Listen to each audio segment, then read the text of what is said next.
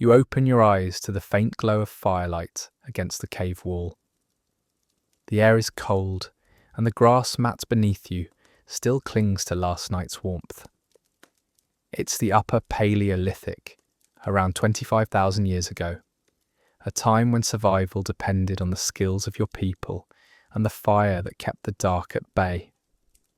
Somewhere nearby, you hear the shuffle of your clan starting the day.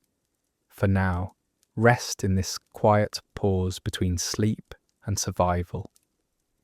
Together, we'll move gently through the rhythms of this day until night draws you back toward rest again. The stillness won't last long. The morning is already beginning to press against your skin.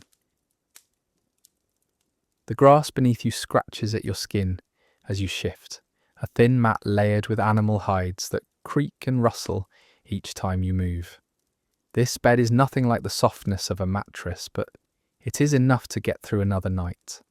The cave remains dim, though a faint rim of early light brushes at the entrance. Across the stone floor, the last of the fire glows in deep red embers, pulsing faintly, like a heart slowed in sleep.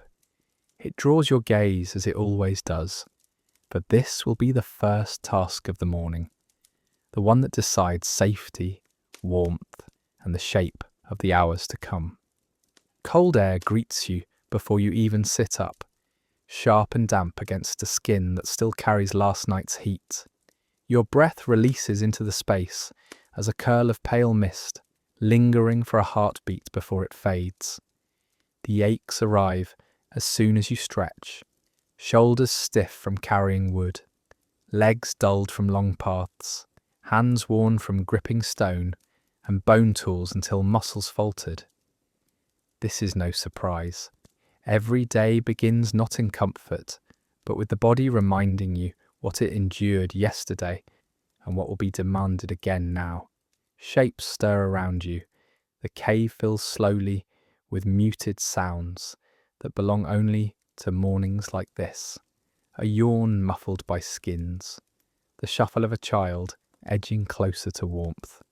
The brief cry of an infant that soft rocking calms again. Beyond the walls, bird calls rise faint and scattered, and somewhere the brush shakes quietly with an animal moving into the day. Closer still, a steady drip of water falls from the cave ceiling into a shallow puddle. Around 24 people share this shelter, several families gathered, their lives woven together. No words come yet, only rustling and the calm noise of people adjusting to the cold. The fire waits in its shallow pit, ember light all but buried under grey ash.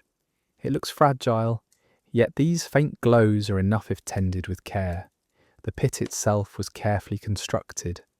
A hollow was pressed into the stone and lined with rocks selected for their ability to retain heat. The ground around it has grown smooth over generations, polished by knees, heels, and hands settled here night after night. No one forgets times when flames dwindled too far, when smoke faded and the cold won. Because of this, responsibility for keeping the fire alive never belongs to one person. At night, someone always keeps watch, adding wood carefully to stop embers from dying. This morning, as so many before, the task is renewal, coaxing a faint heartbeat back into steady flame. Wood gathered the day before waits, arranged for its purpose. Thick logs hold heat, while thin bundles of birch and ash catch quickly. Oak, dense and smoky, smoulders deep. Pine brings resin-rich sparks you must watch closely as it burns too fast. A companion near you scrapes curls from last night's oak with practiced strokes, dropping bark and shavings like dry curls of paper. Another lays out thin twigs, ready for the moment flame appears. You take a hollow reed and bend low, steadying your breath into its length. Air moves through the reed, and embers pulse brighter. Beneath your breath, orange stirs from the grey, a faint glow leaning toward flame. A single thread of smoke curls upward, sharp and earthy. Its smell is layered, the burn of oak, a sweetness from birch, resin from pine left behind. The sound follows, a crackle, small at first, then faster as twigs catch. Flame bends across the shavings in sudden colour, and all at once, people move closer, guiding sticks into place, cupping hands to shield the air, coaxing fire to spread. These are simple motions practiced endlessly, yet within them lies trust. Each hand joined the others, each breath a promise that no ember is wasted. Soon flame rises tall enough to steady itself, growing into a blaze that belongs to all here. The cave walls shiver to life with firelight. Shadows stretch, lengthen, fold back in again with each movement of flame. The orange glow paints cheekbones, hair, and the curve of shoulders before dropping everything back to dim. With it comes warmth, slowly but steadily, as the bite of morning cold softens on your skin. Around you the band exhales relief in low voices, soft acknowledgements that life today begins not with loss but with renewal. Before we move further, take a moment to like this video and subscribe if you'd like more calm history journeys. I'd also love to know, where are you listening from and what time is it for you? Now the smell of food drifts into notice, sharpened by the new blaze. Along the fire pit's edge rest scraps, saved from last night. Bits of meat wrapped in hide, bones still carrying meat in crevices. The odour of stored fat clings faintly. These will not fill anyone fully, but they are enough to soften hunger's edge until more can be found. Even small remains hold meaning, for they survived the night as you did.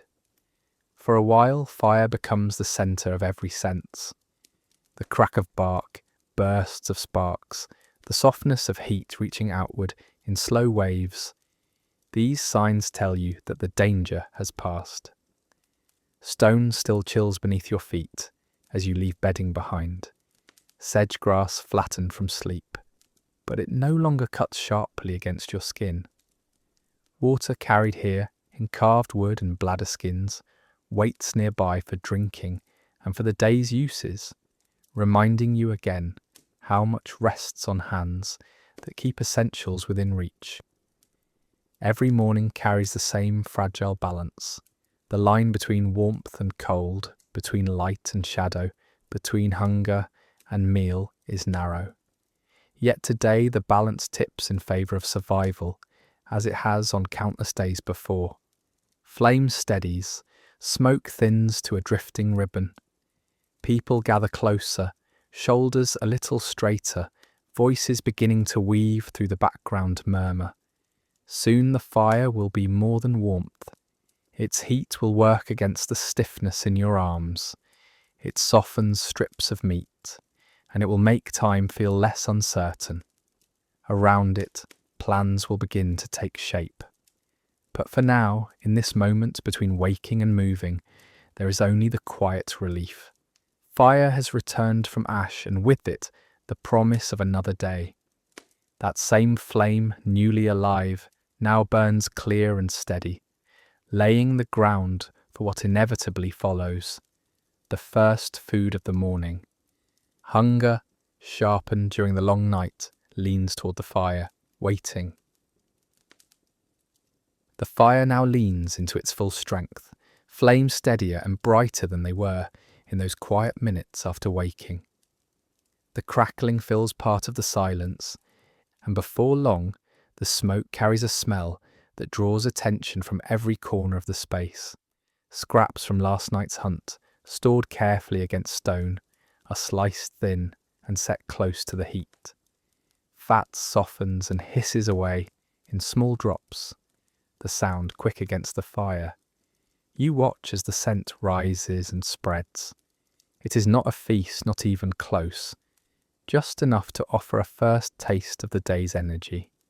In camps like this, gathering plants and nuts provides the most dependable food. Hunting brings more when it succeeds, but it can fail without return. That is why the morning's portion is modest shed carefully and never wasted. Small hands pass nuts from one person to the next. Shells split open with a practiced strike and twist. The crunch of chewing begins, one of the first solid sounds of eating. The nuts are not soft or easy to eat, but they require effort, demanding that you cling to and crack them between your teeth. Yet with each bite, hunger softens. Together, meat and nuts bring the body from its night of stillness back toward movement. It is not about being full or having plenty. It is about balance, the fuel required to face what lies ahead. The handling of food happens with care. Portions move slowly, shared in steady turns, so that no one is overlooked. Fairness takes precedence over appetite here. Children, and the more vulnerable, are noticed first. The choice to eat slowly is not only a habit, but a necessity. Each mouthful stretches time, extending strength until hands can gather again, or hunting spears return with a heavy load. In this rhythm, food becomes a measure of distance covered, hills climbed, and tools carried. When you bite into meat softened by smoke, you do not think of flavour. You think of the hours of walking it allows, the steadiness it lends to your sight, the patience it builds in your muscles. Children chew berries gathered the previous day, their faces red and stained with purple. They eat quickly, laughing around sweet bites as their hands clutch at more, unaware of the careful balance that controls these small stores. Adults look on quietly, steady in the memory of when they, too, ate without measure. Elders move more slowly, chewing strips of meat until the fire's heat softens them further. One pauses often, resting his strip for long stretches as his hands hold close to the warmth. Age grants less strength, but the group ensures each has their share. Children bring speed, elders bring memory, and each must eat enough to fulfill what they carry into the day. Conversation threads through the meal in even tones.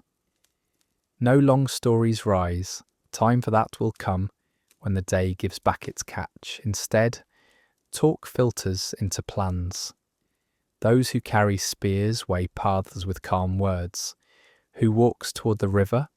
Who follows tall grass? Who steps near marshland where game sometimes moves? Others speak of roots in damp soil or herbs spotted near rock. No voice dominates, but together they map the lines the day may follow.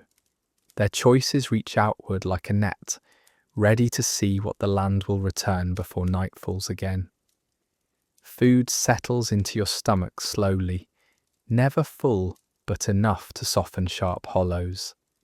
The meat tastes faintly of smoke. The nuts grind down into steady fuel, and the berries stain tongues with sweetness resting on sour edges. The body accepts this. There's no reaching for more, no urgency, only the sense that today has what it needs to begin. Empty shells lay scattered, nut fragments catching firelight with a pale sheen. Stripped berry stems coil near the ashes. Even these remains belong to the rhythm. Kindling, soil, or other uses yet to come. Nothing is without purpose. In the quiet after eating, people stretch and shift. Shoulders roll gently, knees rub against stone, arms reach upward. Stiffness begins to loosen, supported by the new warmth of food settled within. The fire still glows intensely, its flames holding space against the cool air, anchoring the group, even as thoughts turn to the tasks waiting beyond the cave. The meal has done what it needed. It has pushed back hunger enough to allow attention to shift to other tasks.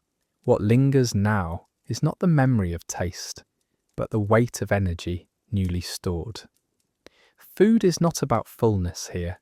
It is about endurance, about carrying strength into hours not yet lived. Each bite was less a pleasure than a promise that you will continue forward. As silence gathers again, you see that simple truth clearly. Food is energy, energy is survival, and survival rests in how carefully each portion is handled. Around you, people begin to turn toward what comes next. Quiet talk settles into focused preparation. The fire steadies in its pit, glowing with the calm assurance of stability. You too feel this small renewal pressing outward, ready to move from sitting into the work of the day. And before any step outside can be taken, there is one more task that holds every eye and hand. It waits close by in the familiar tools at your side.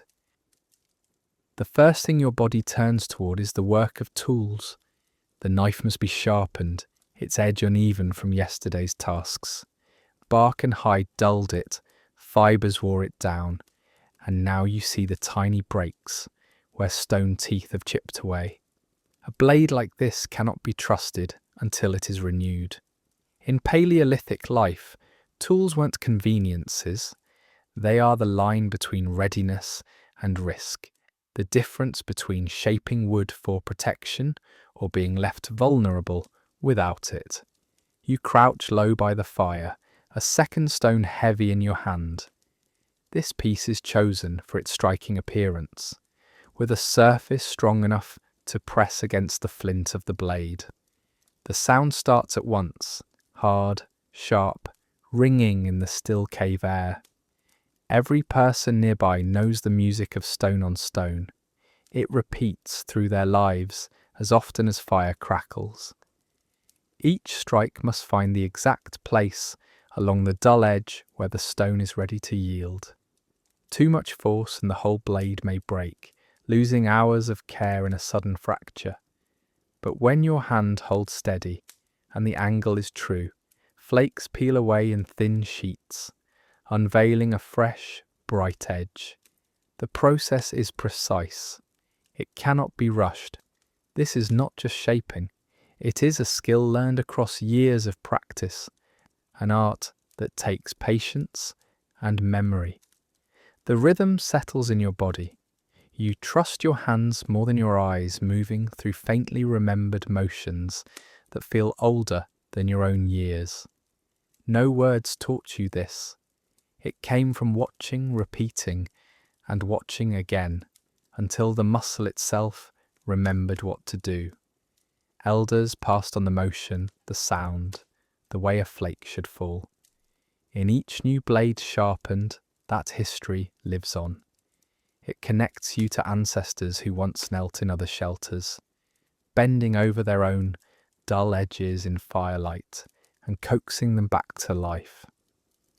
The fire catches a gleam along your newly shaped knife. The edge is like a narrow strip of silver in the glow, delicate and sharp. When tested, it slides across your thumb and reveals its danger without piercing skin. A well-knapped tool like this can bite more cleanly than the blades in most modern kitchens. Hides will cut without resistance, meat will separate smoothly, and fibres will fall neatly where you press. The knife holds no polish, no ornament. Its strength is its simplicity, the thin gleam of raw sharpness shaped by skillful hands. Around you, the air fills with a quiet chorus of craft. A man reworks the tip of his spear, rubbing its end against stone to smooth splinters before hardening it once more in flame. Resin rises faintly in the smoke, its scent almost sweet. Another pulls long strips of hide between his fingers, softening them under pressure, preparing lengths that will be used for bindings or stitches. Here too, bone needles and sinew thread rest close at hand, ready to pull skins together into clothing. In one corner, a digging stick is tested, its tip sharpened to pry roots from tight soil without snapping. None of these movements is loud or hurried, but together they create a steady hum. This is the rhythm of a workshop, a space filled with objects that carry the promise of food, warmth, and survival. Shadows flicker as the firelight bends across sharp flint points and knife edges. For a moment, they look almost molten, glowing like small sparks of sun caught in rock. When the light shifts, they vanish back into quiet grey again, but the memory of that glow clings to you. Tools may be ordinary, shaped without ornament, but in glow and shadow, they take on another quality, fragments of beauty bound to the most practical need, life itself.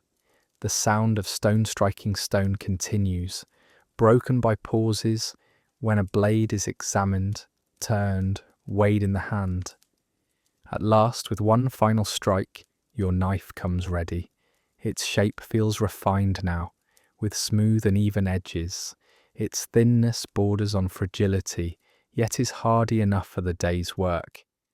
You wrap it in a small piece of hide, protecting it, and set it alongside sharpened scrapers, spare flakes for finer cuts, threads twisted from plant fibre, and needles made of bone.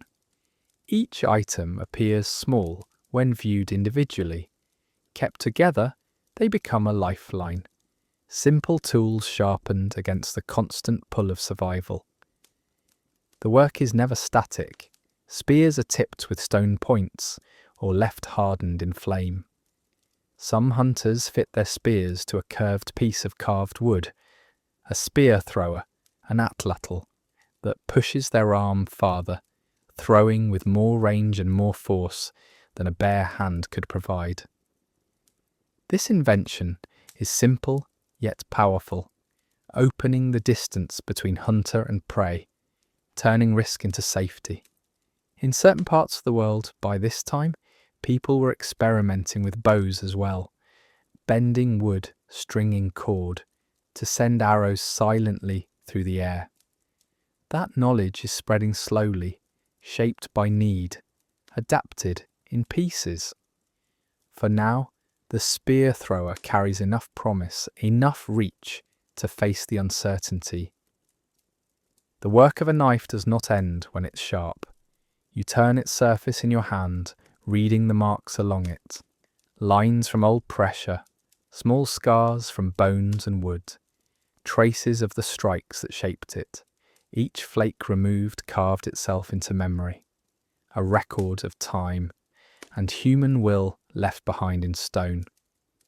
Modern experiments demonstrate the demanding nature of this work, highlighting the considerable patience and meticulous effort required to build a dependable tool. Holding it, you also have those hours of hidden labour, pressed into every angle and line. This truth is not a burden, but a reminder. No step through the forest, no scrap of food gathered comes without this sustained care. The other makers quiet down as their tools finish in their hands. Knives are slipped into hide wrappers, flint points tied to shafts, and cords coiled tightly for later use. Needle and sinew are tucked away, hides folded to soften beneath weight. The fire burns steadily through it all, flames snapping now and then, reflecting off the stone walls like a steady companion. After so much careful sound strikes, sharpening quiet breaths, the cave falls into stillness once again. Hands rub dust from skin, stretching stiff fingers after long concentration. Beneath the faint ache flows something calmer, assurance. The knife, the spear, the digging stick, the cord, they wait now, ready, each answering some need the day is sure to bring. You glance toward them not with doubt, but with quiet confidence. They stand between you and emptiness beyond the cave walls, proof that skill and attention have given you a margin of strength. Tool by tool, the morning has bent itself toward readiness. The fire still burns behind you, but daylight is reaching in now. Shadows recede along the stone walls, their edges softened by the changing light. The tools rest packed, the work is done, and with this stillness comes the pull toward open air. Sunlight extends forward, not sharp or sudden, but in slow moving lines that reach across the stones and draw you outward. As you step beyond the mouth of the cave, the air changes its character. The cool damp of the forest replaces the warmth of the fire and smoke. It carries the weight of wet earth, broken leaves, and bark soaked in dew. The world outside is not a background, but a living space where every sense is called to attention. Beneath your bare feet, soil gives way with a soft crush cushioned by layers of old leaves. The ground is uneven, each step holding a different texture, springy with moss, damp with mist soft, where roots hide just below the surface. Animal traces interrupt the floor, broken nutshells, faint prints left at dawn, and small tunnels of pressed grass gone faint. Each sign has its meaning, whether it offers a promise of food or speaks of other creatures that passed here first. The forest always tells you more than the eye first sees. Around you, bird calls rise and fall through the canopy in a layered rhythm. One song begins as another ends, overlapping like the threads of a woven tapestry. A beating of wings shakes branches deeper within. The sounds do not alarm you, but rather prompt sharp awareness. Here every voice, bird, insect, animal, marks its place, joining into a map of presence. In this environment, you are noticed as much as you see. Others from your band walk at your side, spreading but never straying. Each step is carefully placed with respect for the silence. Speech is rare, and when it comes, it is low and brief. No one travels alone. To walk the forest without company is to walk exposed, with no help if trouble arises. That knowledge runs beneath every choice. Companionship here is not for comfort, but survival. And survival depends on staying close enough to be felt even when you cannot touch. The paths you follow are not made by tools, but remembered in bodies. Barely seen impressions mark where feet pressed before, where soil shifted by travel left hints too subtle to fade. A trace of the way moss bends, the shallow dip that once carried water, the lean of a root smoothed by countless brushes. These clues remain where words could not. They are inherited from those who walked long before, landmarks stored not in drawings or maps but within motion itself. You feel your body lengthen into the posture of travel. Eyes move from sunlight to shadow, marking differences. A leaf out of place, a swelling against the soil hinting at a root beneath. A branch broken at an angle that does not match the wind. Ears reach for sounds beyond the first layer. The crack of a twig deeper than bird chatter. The pause when forest noise dips low. If your senses drift, something could be missed. And if something is missed, the price may be hunger or harm. Awareness shapes every movement. Your hand rests against your side, where your tool waits, not pulled in fear, but kept ready as part of your rhythm. Calm attention is a matter of survival, not urgency. Here, every moment stretches between gift and risk. A hidden plant could feed the group for days. A shifting shadow could be antlers or the stalk of a predator. Both are real, and both must be known.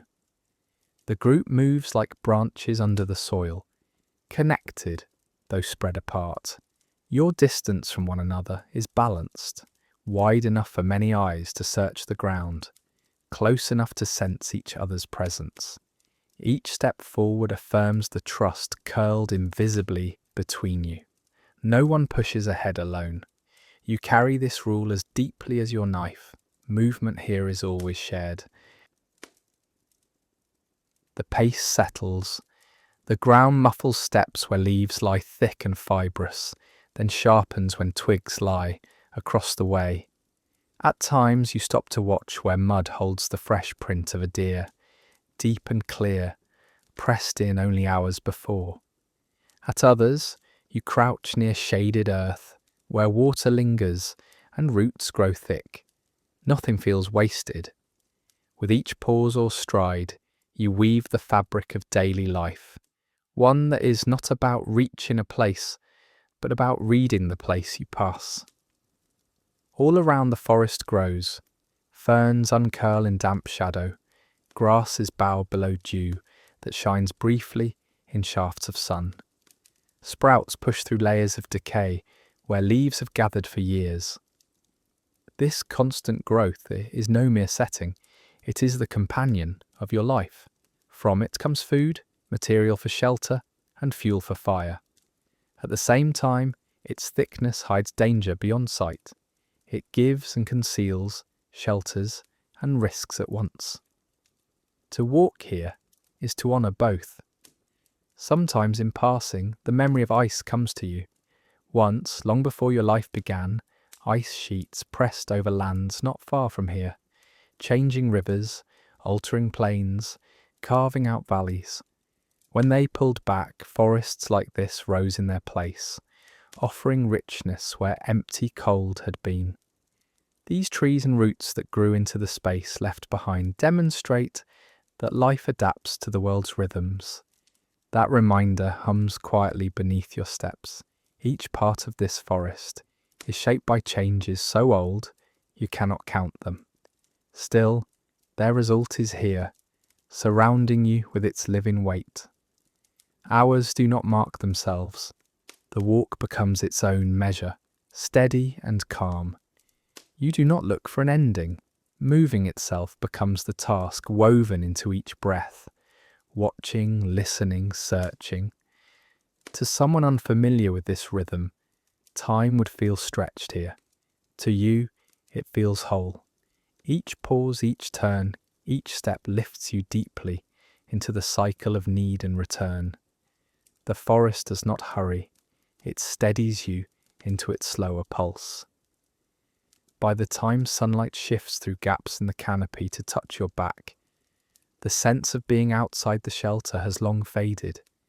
You are not visiting, you are absorbed here, part of the way roots, leaves, and silence move together. Eyes scan the ground, ears follow sound, hands stay ready. Each detail is held with equal care, because each detail could be the difference between hunger and what keeps hunger away. Somewhere ahead, a faint stir suggests change. A sound travels lightly through the leaves, enough for the group to pause. The forest holds you in one place, a breath longer, as if reminding you that discovery often comes quietly, hidden close, waiting for trained eyes and strong hands to reveal it. A call draws your eyes to the ground, where someone parts the leaves to reveal a patch of green pushing through the soil. At first it seems ordinary, thin shoots rising from damp earth, but when the leaves tear, the air shifts. A sharp, pungent scent pushes ahead, more potent than sight, wild garlic. Even before your hands touch it, the smell alone confirms its identity. Digging sticks, fire-hardened and reliable, press down into the soil to loosen roots. The careful motions free the pale bulbs without breaking them. They shine faintly, wet with earth, before being lifted into waiting hands. Small things like this decide comfort at night. Food, medicine, and flavour bundled into one plant. A single line of memory follows. Wild garlic can season meat over a flame, but it also helps guard against infection when the body's defences weaken. You don't need to name its qualities. The scent spells strength enough. The bulbs are wrapped in hide and tucked into the pouch of one gatherer's belt, pressed close so none are lost. That weight he carried snug counts as more than food. It is assurance, a touch of healing, and the thought of a sharper taste in an evening meal. Even imagining it mixed with cooked meat across stone sets hunger, stirring gently. A day already feels steadier for so small a discovery. Another sound breaks through the layered hum of the forest, a heavy crack, wood striking soil. A digging stick drives deep, prying loose a tangle beneath the surface. When it lifts again, out are nuts packed in hard shells. They are rich with effort, hidden until split by persistence.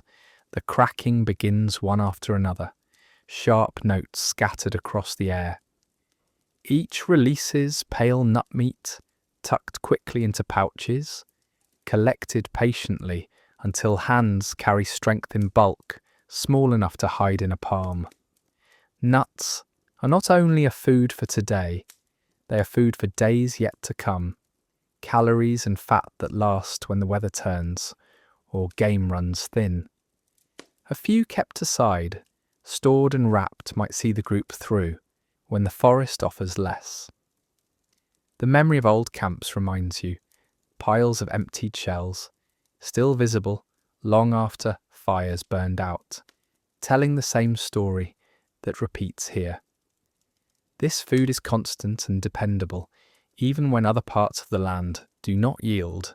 Every cracked shell becomes a promise renewed. Deeper in the shade, the group slows near a patch marked by rounded forms and low stems. Mushrooms. Their stillness on the forest floor hides both nourishment and danger. Foraging here requires quiet and care. No decision is left to one set of eyes. People kneel in pairs, studying closely. Older hands steady younger ones, noting the tilt of a cap, the break of a stalk, the faint ring just beneath the surface. Sometimes it is texture that guides the choice, sometimes smell, sometimes colour hidden where the stem meets the soil. Each feature alone may be unreliable, but when gathered together with the watchfulness of the experienced, it becomes refined knowledge.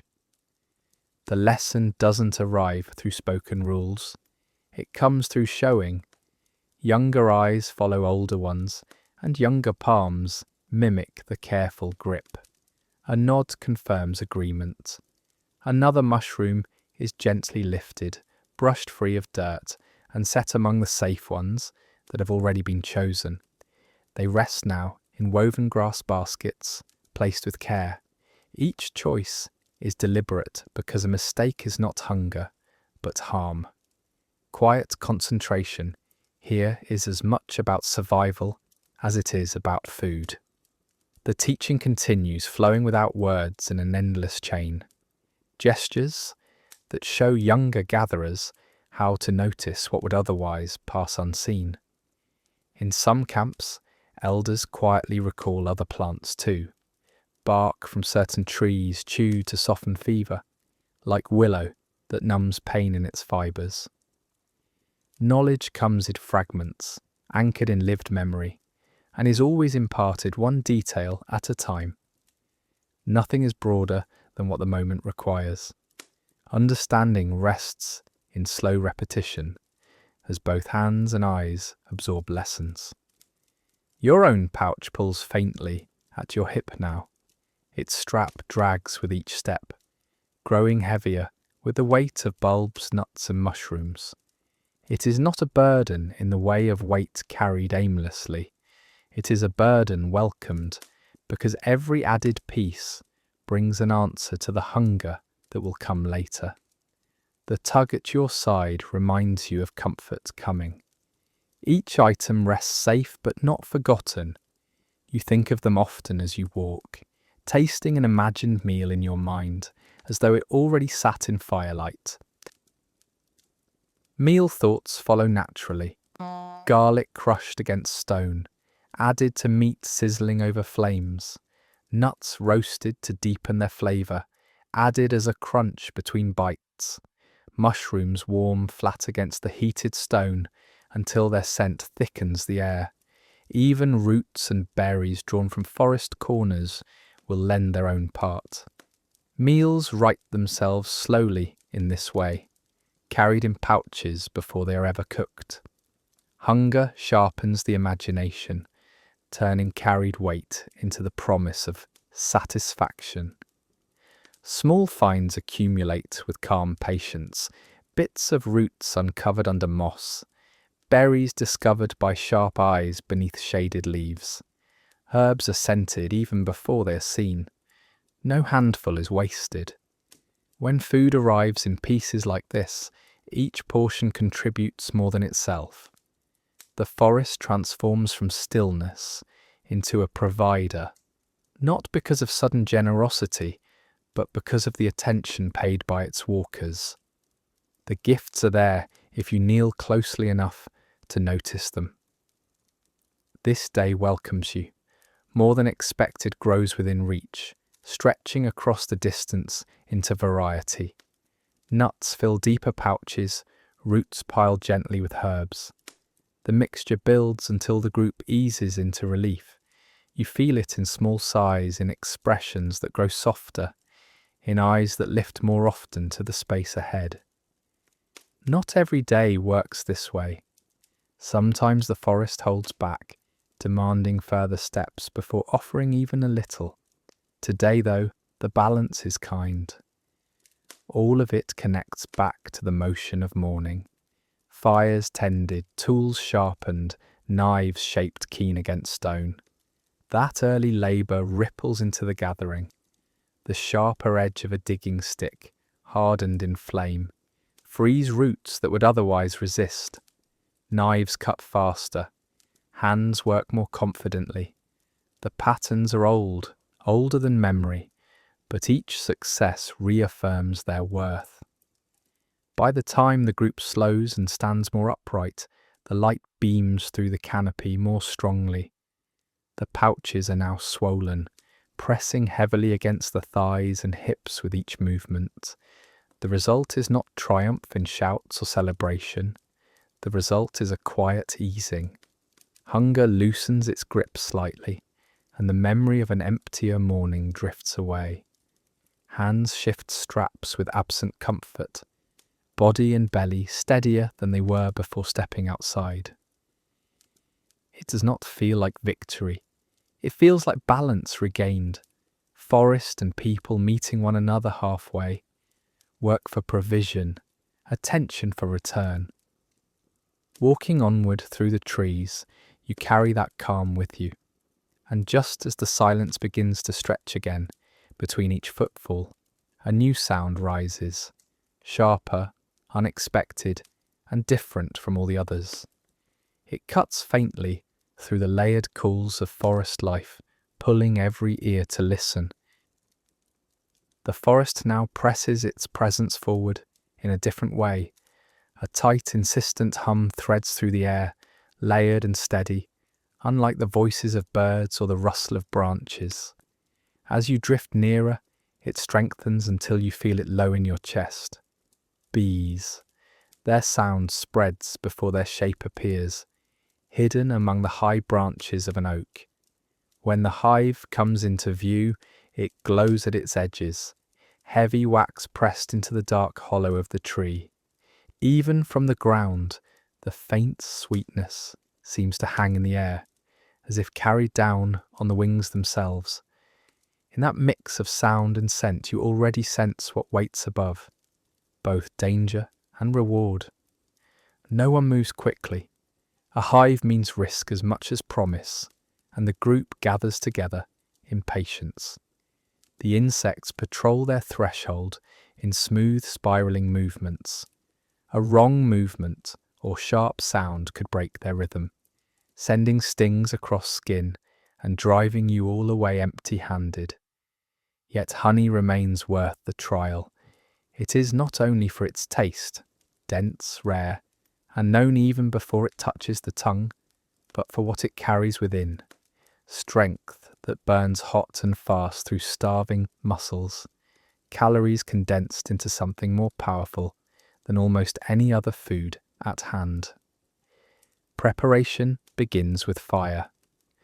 A bundle of bark strips, dried grass and twigs is placed at the tree's roots. and the smallest flames are coaxed into smoke. Pine resin mixed in adds thickness, and soon grey curls drift upward in slow, steady waves.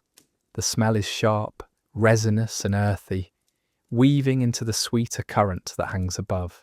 Smoke moves like a veil, unsettling the bees, softening their defence. As the air fills, they begin to gorge themselves on their own stores, bellies heavy with honey, wings dulled. In this state, their sting lessens and their focus turns inward to the hive. Everyone waits for the smoke to sink, for its patience to take hold. Silence deepens, broken only by the hum shifting and slowing in tone. The climber strips down, leaving only skin bare. Loose cloth could trap bees, making escape impossible, so less covering is safer. The body is left open, but skilled movement is a defence enough. Muscles flex with familiar preparation, arms shaking tension loose, fingers stretching. This is not the work of all, but of the few, those with strength in their limbs, calm in their breath, knowledge tested again and again. When the climber grips the oak, hands fitted to grooved bark, feet dug steady against the trunk, you see the quiet confidence trusted by all below. The rise is slow. Each step higher tightens the chests of those who wait. The hum swells at first, then scatters uncertainly in the smoke. It is a careful contest between body and branch, gravity pulling as steadily as the climb presses upward. Every hold feels stretched into long moments, until, at last, a hand reaches the hive itself. Wax shines like sunlit amber, gleaming against weather-darkened wood. A carved wedge is used, not to destroy, but to separate. The comb is pried loose gently, each slice deliberate. Honey spills in thick drops that catch the light as they fall. The colours shift between deep amber and pale gold. It looks alive, glistening against hands waiting below. Skin grows sticky almost instantly as the comb is pressed into pouches, into hollowed containers, passed carefully from one to the next. The climber works steadily, cutting sections but not stripping all. Enough is left behind so wax can rebuild, so that the hive can gather strength again for another season. What sustains the band today cannot come at the price of tomorrow. At last your turn comes. A piece of comb rests in your palm, weighty, edges ragged where it split. It is warm still, holding the heat of bodies that built it. When you bite in, sweetness floods your senses. It melts instantly, requiring no work, sliding across the tongue with a rush that feels larger than the portion itself. The taste is layered, floral, sharp, deep in richness, unlike berries, unlike meat, unlike anything else. It strikes quickly, energy sparking through your chest and arms. For a heartbeat, you feel lighter, stronger. The food speaks to the whole body, answering needs more directly than words ever could. Hands rise and fall, each person savouring carefully. Children lick honey from fingers, their laughter carrying softly when one reaches across to scrape at the sticky palm of another. A few sigh inwardly, quiet yet full, contentment carried as soundlessly as the trees around you. The sweetness binds attention, but so does fairness. Each piece passed out holds balance, no more, no less. Here, no one hoards while another watches. Every stomach needs, every mouth opens. Survival asks it, and the bond of community keeps it. The comb goes around, piece by piece. Energy flows back where hunger pressed tight. The band sits closer than before, frames turned in toward the same treasure in the same moment. Joy arrives rarely in this life, but honey carries it openly. Its sweetness is sustenance and celebration in one breath. In the hush that holds you all, you recognize what it becomes. A memory waiting inside the body as deeply as the taste coats the tongue. Years from now, when little else of this morning clings clear, the recollection of honey's rush will linger. The climber finally descends, slower now, sweat gleaming across shoulders. When their feet meet the ground, others press a comb toward them first, a gesture of gratitude, not spoken but firm. Strength and skill are acknowledged through what is shared, not by words or possessions. They eat slowly, breath still heavy, expression calm.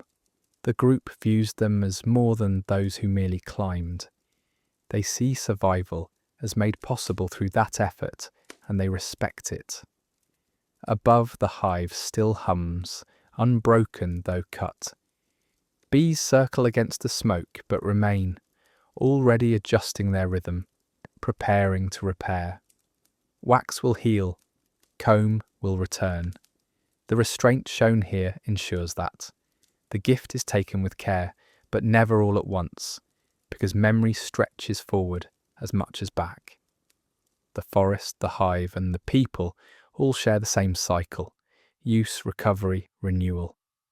The honey is carefully packed away, wrapped in hide, and kept close to the body. Its stickiness clings faintly to skin, even as you lick the last traces from your fingers.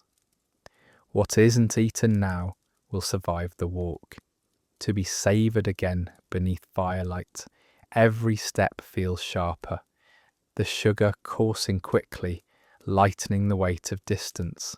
All know that this find will be spoken of tonight, a story sweetened as much by memory as by the taste itself. As the group moves forward once more, the forest folds around you, weighed by food and still touched by sweetness.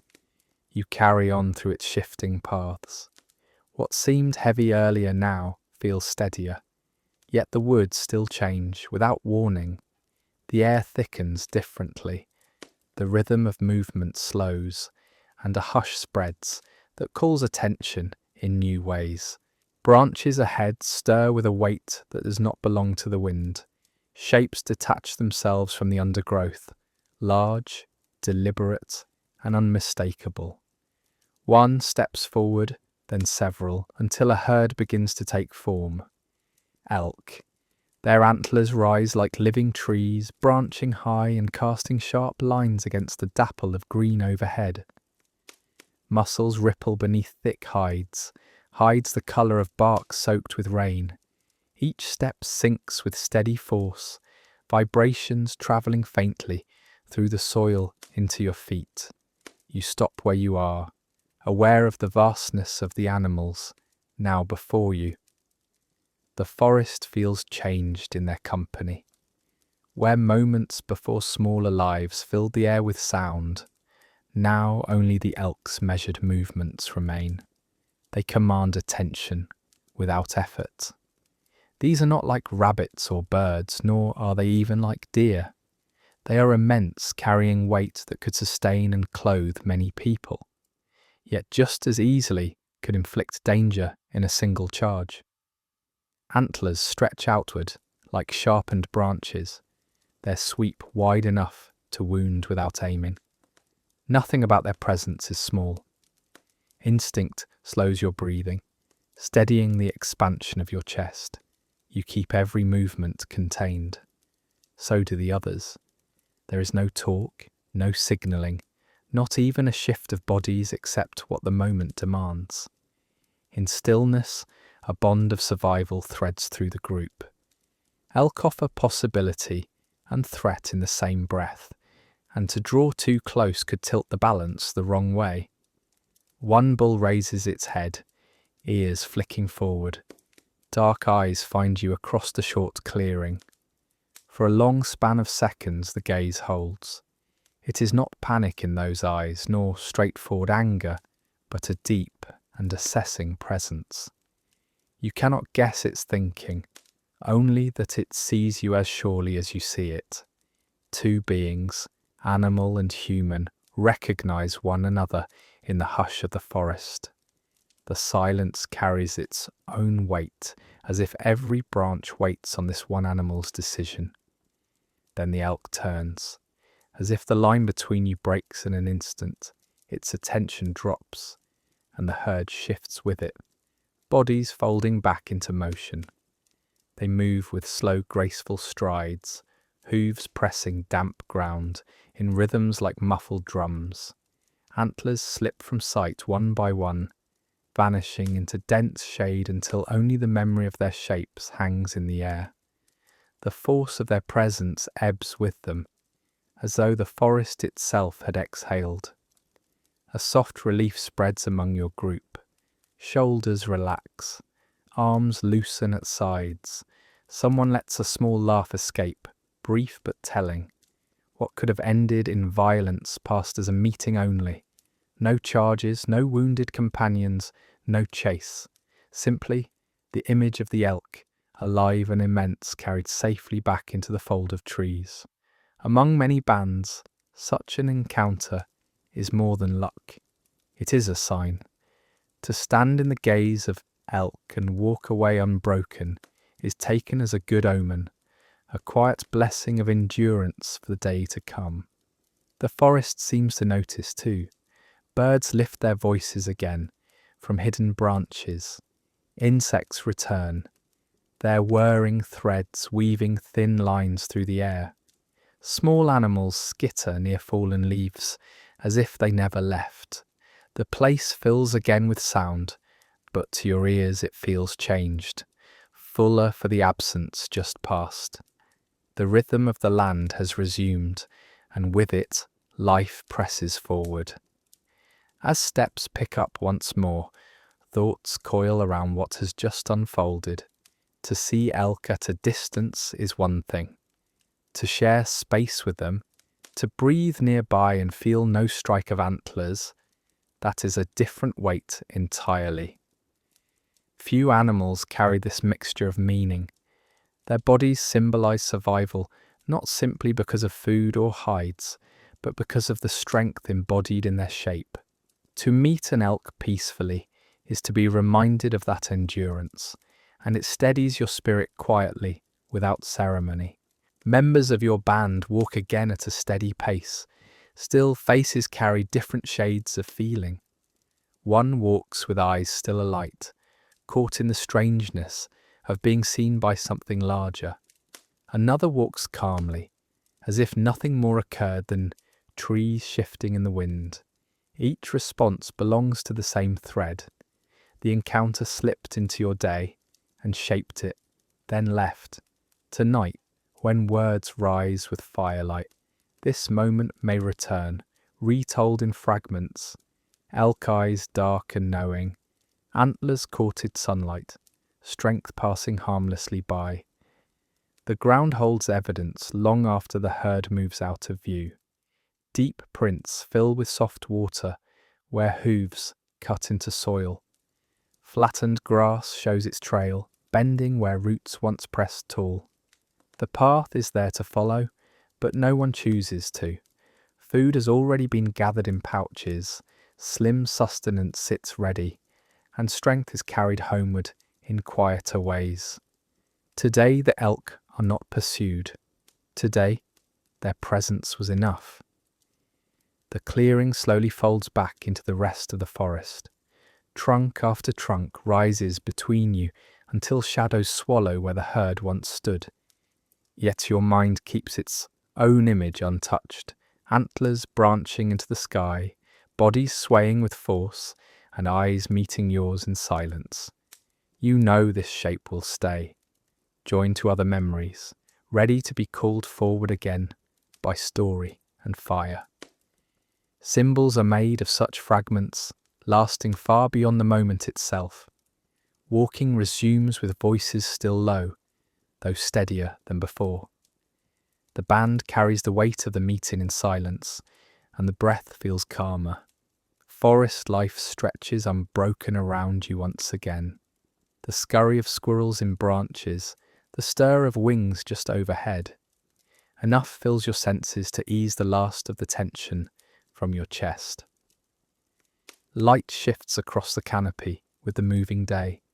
The lines of sun cut deeper now, stretching long patterns over the ground. Each step carries you closer, toward familiar stone walls and the fire you left behind in the morning.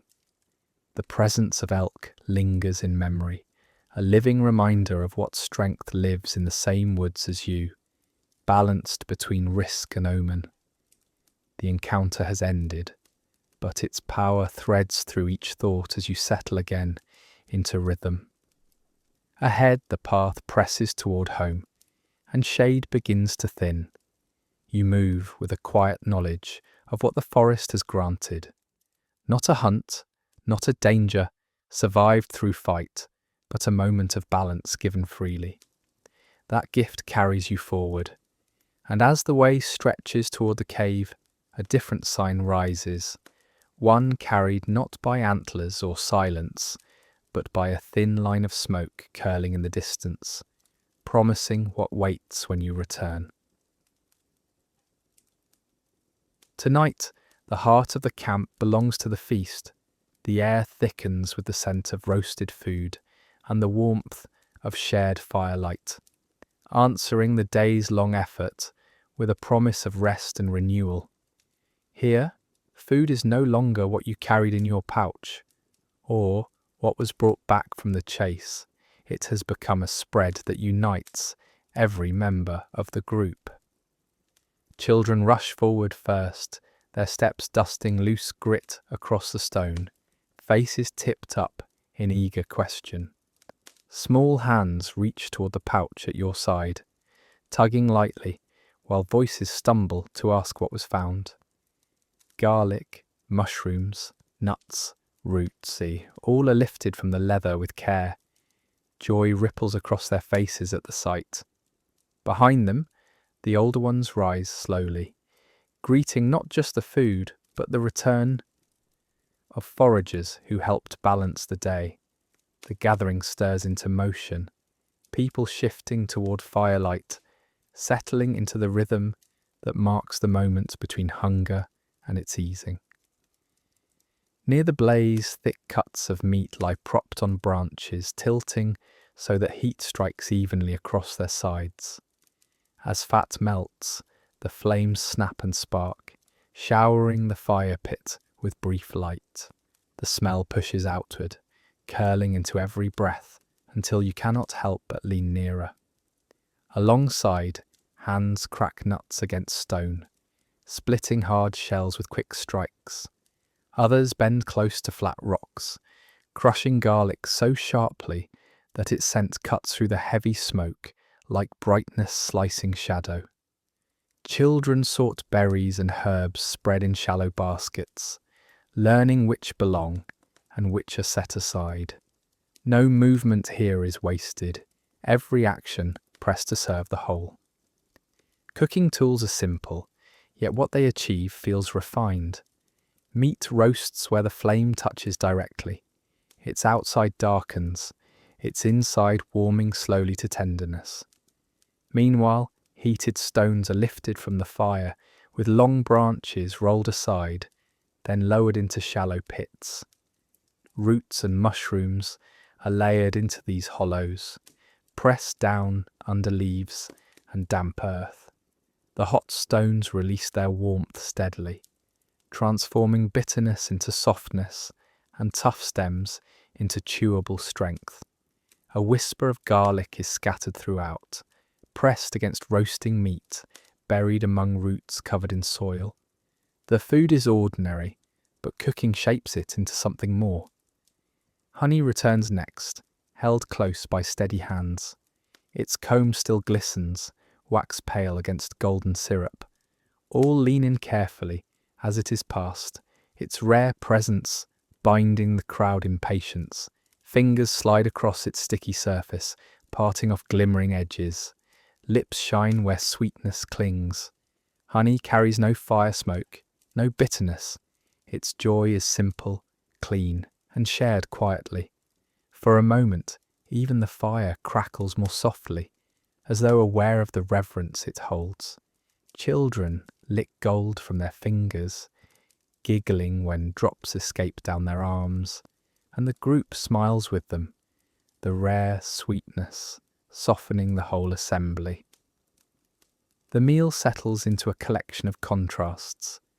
Bites of roasted meat come dense with smoke and fat, sturdy enough to weigh in your hands and in your chest. From the pit, roots arrive softened beyond recognition, their edges no longer sharp but steady, filling fuel to balance the strength of meat. Mushrooms, pulled from a darkness, now taste richer than they ever seemed raw, carrying a depth only flame and stone can bring. Nuts scatter through it all, with a steady crunch, their warmed oils slipping across the tongue, simple yet satisfying. Mixed with garlic's bright sting and honey's fleeting pleasure, each food balances the other, ordinary pieces transformed into something extraordinary together. As food spreads, fairness weaves into every movement. Older hands are filled quickly, parts are cut smaller and softer for those whose teeth chew with less strength. Children are offered choice pieces, honey slick on their cheeks. Nursing mothers are given cuts carrying thicker fat, providing strength for two at once. The order is wordless, carried on instinct, shaped by long practice. No portion lingers too long in one set of hands, and no one hides more beneath their skin than another. In a place where trust is a matter of survival, each share protects the whole. When your turn comes, the meat pulls firm beneath your teeth. Chewing takes muscle, echoing the strength spent to bring the animal here.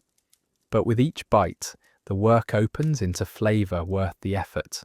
Smoke rests heavily, garlic brightens it, and a slight sweetness from honey lingers where it drips across your tongue. Roots follow, soften to the point of ease, and mushrooms deepen each morsel with their quiet weight. There is no abundance, but there is enough, and it tastes like gratitude. With every mouthful, the day loosens its hold on your body. Muscles soften where they were stiff, and breath lengthens without pressure. The heat of food joins warmth from the fire, blending until your body can hardly divide them. Hunger had pressed against your ribs all afternoon. Now the press fades slowly, giving way to calm. You chew not in urgency, but in steadiness, leaning into restoration rather than survival alone. Around the circle, firelight nudges voices free. At first, words are brief, fractured between bites. Then laughter swells, muffled no longer, and hands move with animation as stories spill out. A hunter retells the pursuit, arms carving the space to show how the animal turned, how spears struck, how breath burned in the chase. Children lean forward, eyes wide, tracing the shape of what they will one day attempt. Gatherers contribute their own tales, the mushrooms debated carefully, the first stir of bees broken by smoke, the bulbed garlic tugged gently free. Each story folds into the taste on tongues, creating a meal remembered not only in mouths but in minds. The air fills with layers of sound, crackle of flame, murmur of talk, laughs rising above both. The cave walls answer, throwing echoes back soft and round. Outside, night grows thicker, shadows stretching deeper through the forest. Inside, no one thinks of it. Bellies are warming, and the circle of light becomes its own shelter. On children's faces, honey clings bright in fire's reflection. On elders' fingers, fat glistens where it dripped from roasted meat. Nothing has been hidden away. Each share openly visible, each portion openly enjoyed. Just beyond the circle, the evidence of the feast builds. Empty nutshells scatter pale across the ground, skins stripped from roots, berry stems curled dark against stone. Yet nothing here will go to waste. Hides from the kill are set aside for drying, sinew twisted into cord or thread. Bones crack open to spill marrow. Strips of meat already hang near a steady flame to be smoked and dried for leaner days. Even scraps will feed the fire. The feast exists not only in what is eaten tonight, but in what it preserves for tomorrow. The cave fills with fullness. The fire grows lower, coals glowing broad and steady rather than leaping flames. Voices move more easily, less pressed by hunger, more open to one another. Pride softens into simple companionship. Eyes no longer track food passing, but wander to faces across the fire. What began as a necessity has become communion, survival shared as unity, warmth shaping itself into peace. As hands still, the rhythm of the night shifts once again. Bellies content, fingers sticky. The group begins to lean back into the fire's glow. The crackle eases into the background, muted beneath the rise and fall of calmer voices. The meal has ended, yet something larger lingers. Hunger has gone, replaced by quiet belonging, and the night itself seems to arrange around that stillness. What fills the space now is no longer the sound of chewing or the urgency of preparation. It is something gentler, unfolding in the shadows cast by flame. The food has drawn everyone together, and now, in the softened pause that follows, attention turns naturally to what comes after eating, to the voices that rise in warmth, carrying memory and meaning into the firelight. The cave is quiet now, voices thinning into a softer rhythm that seems to grow naturally from the glow of the flames. This is the hour when stories begin, when memories and lessons gather around the fire just as surely as bodies do. The sound is neither loud nor hurried. It carries with it the weight of years, the voices of those who endured before, folding knowledge and comfort into the present moment. An elder speaks first.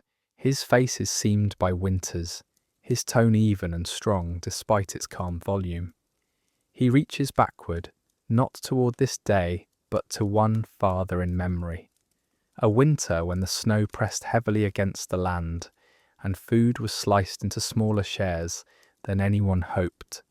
Yet none remained empty-handed. His words do not rise as entertainment.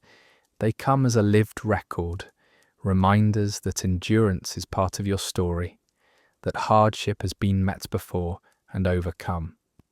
The fire reflects sharp light into his eyes as he speaks, marking the truth carried there, passed without embellishment, for the children pressed close at his knees. Around him, hands remain busy. One figure shapes the edge of flint into a finer point, each strike a muted rhythm that never overshadows the steady voice carrying across stone. Another pulls a strip of leather taut, moistens it, and folds it into a cleaner edge while listening intently. Tasks continue because they must. A knife dulls whether stories are told or not, and hides demand binding all the same. The balance offers no conflict. Work in the hands, memory in the mind. Both prepare bodies and spirits for days yet to come. The younger ones learn most visibly. Their eyes widen at tales of lean firewood and roots chipped from frozen soil. They memorize not only events, but the cadence of words holding them. When they grow into the same work, building fires, searching for food, walking the length of forests, these stories will rise again from deep memory with the same clarity as their own names. Without books, without markings on hides, it is the voice itself that secures continuity. The walls respond to the stories in their own way. Firelight slips across surfaces already stained by other hands. Paintings left long before this circle of people.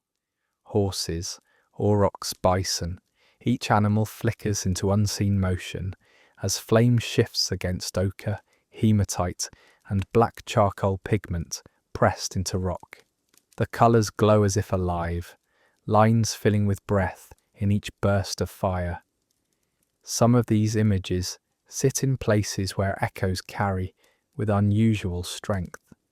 A single word spoken there circles back, multiplied against the stone, filling the chamber with sound as though more voices existed than the ones gathered.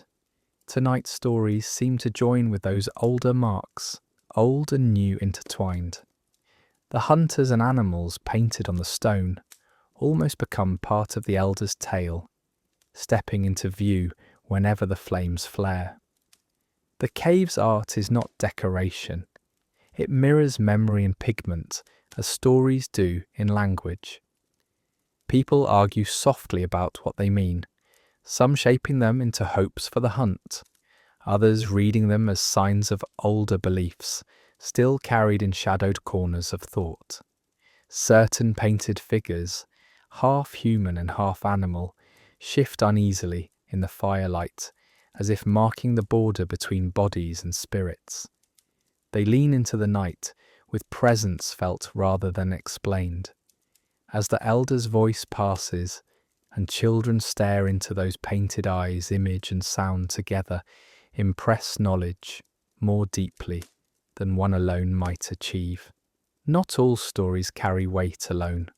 Some offer laughter, and these too are lessons of a kind.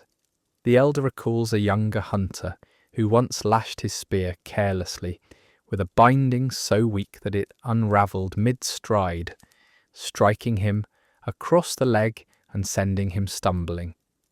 Hunger was heavy that day, yet the band laughed even as they walked, tired, their spirits warmed more by humour than by food. The cave echoes with laughter again as the tale repeats, the sound reverberating against the stone until it multiplies into a richness far beyond a single voice. Even during days shadowed by uncertainty, joy insists on space. That reminder is held now as firmly as any caution. Silence comes afterwards, shaped not by fatigue but by the turning of tone. A different story rises, one carrying a trace of loss. There is a stillness, as words name a hunt that did not return whole, a companion struck down by antlers or lost in a sudden flood.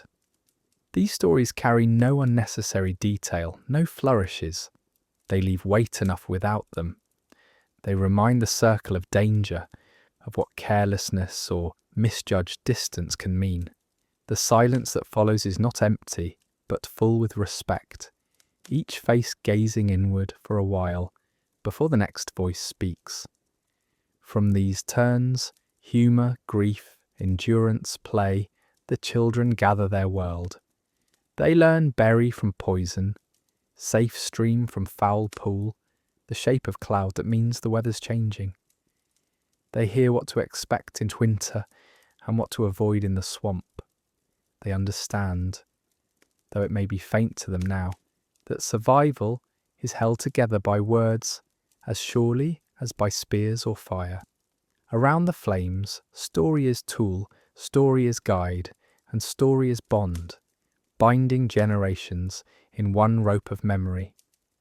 Outside, the forest has withdrawn into its own stillness. Air presses cold behind the cave's stone walls. You cannot see the sky from here, though you guess the stars trail overhead in the heavy silence. The night itself cradles the cave, wider and darker than fire can reach. Yet the people inside sit steady before glowing walls, eased not just by heat but by the company of voices carrying knowledge forward. Time passes without being marked. Voices shift in turn, slowing, softening. An elder speaks, then falls quiet. A younger adult adds, met with nods. A child asks a question that grows into another small exchange, then slips away into a pause again. No leadership is required to guide this flow. Each voice rises where it should, rests when it must, Each stretch of silence is filled not by absence, but by the expectation of the next sound, a respect for the rhythm itself. The fire reflects through all of it, murmuring flame against stone, surfacing ancient animals in dancing light. Story, image, and flame together converge into one texture, threading memory into breath and skin. This moment is more than recreation. It is creation anew each night. The same tale retold, but reshaped by the voice, by the flames, by the faces of those listening. Survival begins in daylight, but meaning is carried forward here, in the circle where words rise. Gradually, the weight of voices slackens. Conversations tilt toward whisper or end in nods. Shadows on the wall draw long in quiet rhythm. For the last time tonight, the circle holds steady in one body, bound by warmth, by memory, by the simplicity of breath shared in still air. The work of fire and story is complete, leaving a calm unlike any other. In this gentler quiet, the flames bank lower but glow steady still.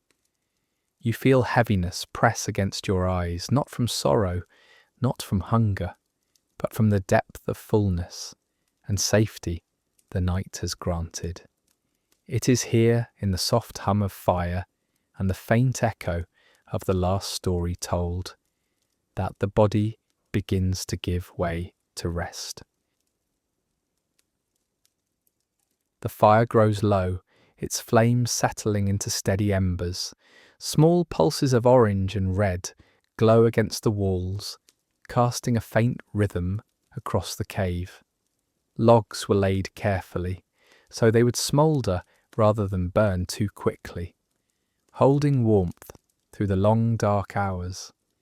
At intervals, one crackles and sends up a brief spark before sinking back into ash. Someone will rise during the night to look to the coals, stirring them just enough to be ready for dawn. The fire is a steady company, a constant living presence that will cradle the hours until morning. Bedding is reshaped where mats of grass have flattened from a long day. Dried stalks are layered beneath fresh animal hides, which have a faint, smoky scent and a hint of moss. Furs, stretched soft, are drawn close as people lean against them for warmth. Everyone chooses a space in the circle, tucked around the fire's quiet heart. There are no walls dividing one place from another, only bodies arranged near, forming safety by presence, pressed shoulder to shoulder. It is this circle, as much as fire and hides, that makes the stone shelter into a place of rest. You lower yourself onto the bedding, feeling the rough ground beneath for a moment before the layered stalks soften it. Skins gather around your shoulders. The stone that seemed hard a breath ago is eased by the warmth piling up around you.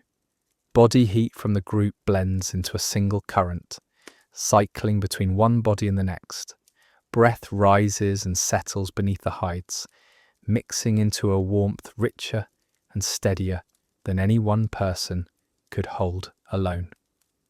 The body begins letting go first. Muscles slacken from the day's weight, hard labour unwinding into stillness. Walking the forest, crouching for roots, lifting stones for tools, all of this lingers in small aches. Now warmth smooths those edges. Hands open against hides, legs stretch, shoulders sink into the matting. The loosening quiet in your frame comes before the mind even registers that the day has ended. Beyond the cave, the living noise of night continues. The hollow call of an owl drifts low through the trees. Branches clap lightly against each other when the wind stirs. Wolves cry out somewhere across the wider valley. Each sound is sharp in itself, but softened at a distance by stone walls and the body of the group gathered inside. Here they hold no threat, only company. The careful barrier of rock and presence transforms them into a background rhythm.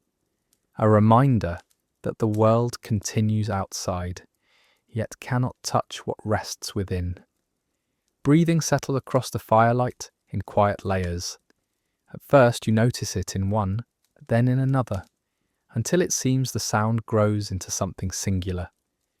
The group exhales as if through one set of lungs, steady and even. Fire crackles beneath it, embers glowing while heat rises low. Together the sounds form a kind of quiet song, the night's softest music, one that promises calm as long as it holds steady. For a moment you stretch inside this comfort. Limbs move faintly, arms extending toward warmth, legs pushing out in the hides. The body acknowledges its own fatigue before turning to stillness again. The ache of lifting, gathering, carrying remains, yet it no longer presses sharply. It has become a source of satisfaction, an earned ease woven into the night's rest. You allow it to fade under warmth and breathing, weight slipping away muscle by muscle. Dreams arrive slowly, without a sudden shift. First, they flicker in fragments of the day, forest trails pressed by roots, the gleam of honey dripping golden and sweet, antlers that moved like branches in shadow. Details blur yet remain vibrant, softened into memory, yet reshaped. Sleep here does not wander far. It remains with the earth and the tree, the hunt and the food, the fire and the ember. Nothing intrudes from beyond these lived experiences. The mind carries forward what the body held, replaying it in images felt rather than thought. Somewhere in the stretch of night, you recognize that this moment is not only yours. Others before you lay down hides on this stone floor, banked fires low, curled near in the same way, listened past the same owl call, drifted into rest beside their kin. They too shaped tools that found their way to these caves, told stories that traced paths through countless winters, lifted sleeping children toward warmth. What holds you tonight also has them. Hides, fire, closeness, shared by unbroken lines of life you will never see but are nonetheless joined to. The future extends from that same line.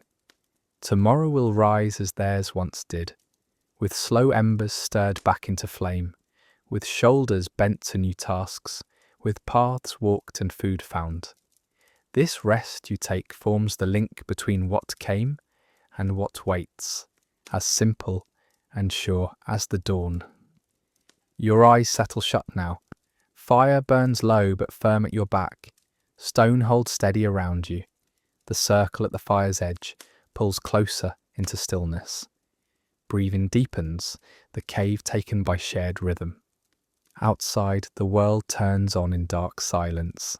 Inside, warmth holds, safety holds, rest holds. Night stretches on with its quiet flow. In this calm, your own rhythm joins the peaceful song of the group, carrying you fully into sleep. And from here, the night brings not only rest, but the first notes of what tomorrow will become. Life 25,000 years ago followed a rhythm both demanding and steady. Days called for effort, but nights returned people to warmth and rest. Around fires they shared food, passed on memories, and built meaning together. In many ways we still live with those exact needs, gathering for meals, leaning on stories, and finding comfort in the presence of others. Our ancestors' lives may look distant, yet the pull for warmth, safety, and companionship remains unchanged. As you rest now, imagine that same connection breathing quietly within you. If this guided you toward calm, a like or subscribe is welcome, and I'd love to know where and when you're listening.